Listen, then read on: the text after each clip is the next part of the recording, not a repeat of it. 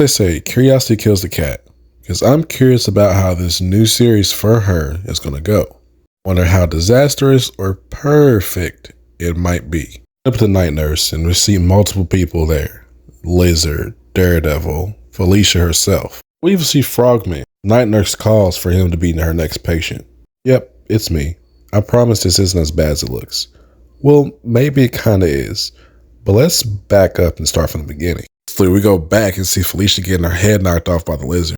Nope, further than that. It all started when that jerk Peter Parker stopped answering my calls. See Felicia on the run from the police, leaving Peter Parker a lengthy voicemail. Trying to find a hiding spot, so she calls her team that helps her with her scores. Trying her best to get away because time is of the essence. Sorry, old lady. He tells her there's this wrecked pet supply store that appears to be available. Boris is about to give her the passcode, but she says, uh-oh. Uh-oh what? Looks like there's a small hiccup.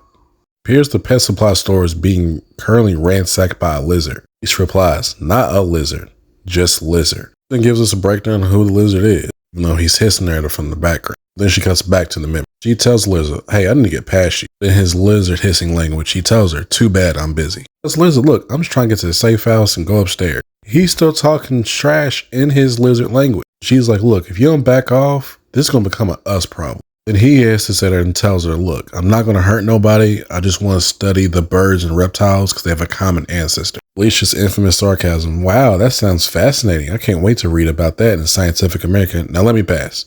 Lizard's annoyed with her, so he jumps at her. In the luck of the scuffle, Black Cat ends up on top of the lizard. Fighting, guys.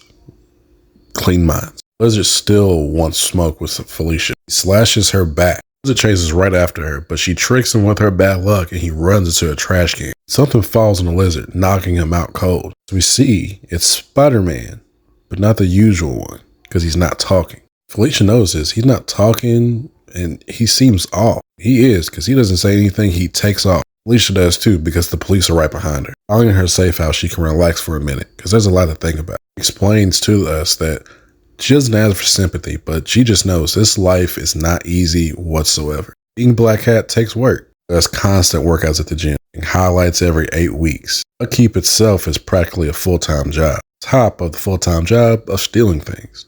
She's bathing, she realizes she got scratched up by the lizard bad, and she needs the night nurse ASAP.